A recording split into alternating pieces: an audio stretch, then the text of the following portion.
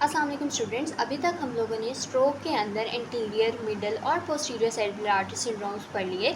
अब हम देखेंगे कि लेक्यूनर स्ट्रोक क्या होता है। ठीक है, लेक्यूनर स्ट्रोक बेसिकली क्या होता है, ये इस तरह का स्ट्रोक होता है जिसमें स्मॉल ब्लड वेसल्स के अंदर अगर ब्लड सप्लाई इंटरप्ट हो जाती है और उसकी वजह से कोई ब्रेन के टिश्यूज़ की डेथ होना शुरू हो जाती है, क्योंकि ज़ाहिर है स्मॉल आर्टरीज़ है तो स्पेसिफिक स्ट्रक्चर्स को सप्लाई करेंगे, और जिन स्पेसिफिक स्ट्रक्चर्स को वे सप्लाई करेंगे जब वहाँ पर टिश्यूज़ की डेथ होना शुरू हो जाती है तो उनसे स्पेसिफिक साइन एंड सिम्टम्स ही आपको देखने को मिलते हैं। ठीक है, इसमें हमारे पास डिफरेंट कॉजेज़ हो सकते हैं। मेनली इसका जो कॉज है that is hypertensive haemorrhage, blood pressure की वजह से, या डायबिटिक माइक्रोवास्कुलर डिजीज़ जो है जिसके साथ एसोसिएटेड हो जाता है, क्योंकि हमें पता है डायबिटीज़ जो है ग्लूकोज जब बॉडी में ज़्यादा होता है तो वो वेसल्स को डैमेज करता है, और वो वेसल्स में पर्टिकुलरली आपके स्मॉल वेसल्स जो हैं उनको पहले डैमेज करना स्टार्ट करती है। ठीक है, तो ये दो कॉजेज़ इसके हो सकते हैं। अब लेक्यूनर स्ट्रोक जो है ना, मैंने आपको जैसा कि बताया कि जिन एनाटॉमिकल स्ट्रक्चर्स को वो आर्टरी सप्लाई कर रही होगी वही स्ट्रक्चर्स ऐसे हैं जो डैमेज होंगे,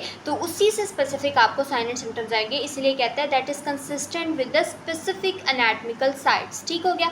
उसके बाद ये वाला जो स्ट्रोक है ये डिफरेंट तरह का हो सकता है। It can be pure motor, pure sensory, dysarthria या clumsy hand syndrome, motor plus sensory भी हो सकता है, या फिर एटैक्सिक हेमिपेरेसिस भी हो सकता है। सबसे पहले हम बात करते हैं प्योर मोटर की। प्योर मोटर इस तरह का है जिसमें आपको प्योरली वही साइन एंड सिम्टम्स आएंगे जो आपके मोटर सिस्टम के साथ रिलेटेड है। जैसे कि कौन कौन से साइन एंड सिम्टम्स हो सकते हैं, इसके अंदर आपके पास हो सकता है कि पेशेंट को हेमीप्लेजिया या हेमीपेरेसिस हो जाए। ठीक है, इस तरह के जो साइन एंड सिम्टम्स हैं ना, जो मोटर डिफिसिट्स हैं, मूवमेंट आपकी नहीं हो रही है, ठीक है, इस तरह के जो साइन एंड सिम्टम्स आते हैं ना, these are related to the motor system. और मोटर सिस्टम की जहाँ भी आप बात करेंगे वहाँ पर आपने हमेशा इंटरनल कैप्सूल को माइंड के अंदर रखना है। ठीक है, इंटरनल कैप्सूल का वो पार्ट है इंटरनल कैप्सूल जो कि बहुत ज़्यादा रिस्पॉन्सिबल होता है आपकी मूवमेंट की एग्जीक्यूशन में, उसकी कोऑर्डिनेशन के अंदर। ठीक है, तो ये चीज़ आपने याद रखनी है। इसके अलावा पोन्स और पायरामिड्स, ठीक है, इनसे रेलिवेंट जो भी साइन एंड सिम्टम्स आएंगे वो इसके साथ एसोसिएटेड है। फिर हमारे पास आता है प्योर सेंसरी। सेंसेशन हमेशा हमें पता है किसके साथ एसोसिएटेड होती है, थैलेमस के साथ। मैंने आपको ये पोस्टीरियर सेरेब्रल आर्टरी स्ट्रोक पढ़ाते वक्त भी बताया था कि थैलेमस आपकी बॉडी का वो पार्ट है जो कहीं ना कहीं आपके सेंसरी परसेप्शन के साथ रिलेट कर रहा होता है। ठीक है, फिर हमारे पास आता है डिसआर्थरिया या क्लम्सी हैंड सिंड्रोम। इसके ना दो कंपोनेंट है। डिसआर्थरिया बेसिकली ना एक तरह का स्पीच प्रॉब्लम आती है।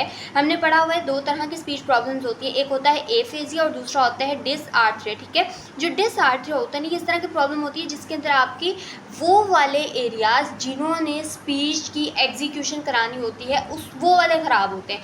नॉर्मली ये होता है कि हमें पता है ना कि ब्रेन से सिग्नल आते हैं और फिर आपके मसल्स मूव करते हैं, टंग के मसल्स, फेस के मसल, लैरिंग्स, स्वेरिंग। ये लैरिंग्स जो है आपको वॉइस बॉक्स है, इसने एक्टिविटी करानी, इसको ब्रेन से सिग्नल। तो इस केस में डिसआर्थरिया के केस के अंदर जो है आपका मोटर सिस्टम पर्टिकुलरली ख़राब होता है, टंग के मसल्स ख़राब होंगे, फिर आपके लैरिंग्स, स्वेरिंग, इस तरह के मसल्स ख़राब होंगे, तो फिर जो है ये साइन एंड सिम्टम्स आते हैं। इसको डिसआर्थरिया कहते हैं। बेसिकली सिंपल वर्ड्स में आप इसको स्पीच डिसऑर्डर भी कह सकते हैं। दूसरा इसका कंपोनेंट आता है क्लम्सी हैंड सिंड्रोम। आपको पता है हमारा जो अपर लिम्ब है इसके अंदर बहुत ज़्यादा रिच नर्व सप्लाई होती है। ये आपकी अपर लिम्ब के अंदर नर्व सप्लाई ज़्यादा होने का एक रीज़न ये भी होता है क्योंकि आपका जो अपर लिम्ब है ये बहुत ज़्यादा फाइन मोटर टास्क के साथ एसोसिएटेड होता है। हमने अपनी राइटिंग या बहुत से फाइन टास्क अपनी फिंगर्स के थ्रू करने होते हैं। ठीक है, तो उन टास्क की एग्जीक्यूशन जो है उसके लिए यहाँ पर बहुत ज़्यादा रिच नर्व सप्लाई होती है।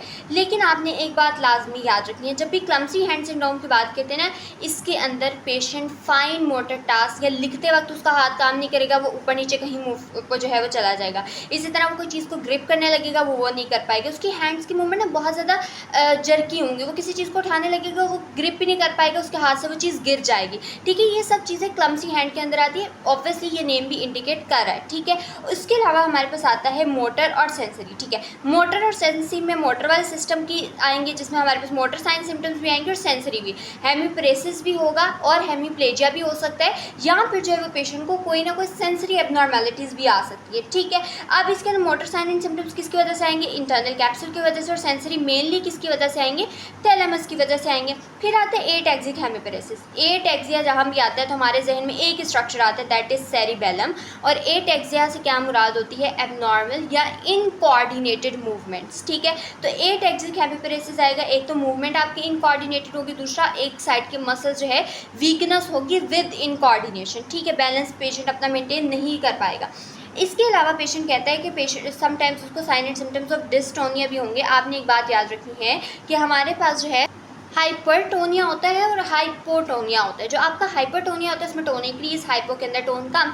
लेकिन जो डिस्टोनिया होता है ना, इसके अंदर क्या होती है, एबनॉर्मल टोन प्रेजेंट होती है। ठीक है, आपके कुछ ऐसे पार्ट होंगे जो मसल्स के जिनके अंदर बहुत ज़्यादा टोन होगी। बेसिकली ये वो चीज़ होती है जब जितनी टोन या जितनी टेंशन आपके मसल की कॉन्ट्रैक्शन के लिए रिक्वायर है, इसके अंदर वो प्रोड्यूस नहीं हो पा रही होती है।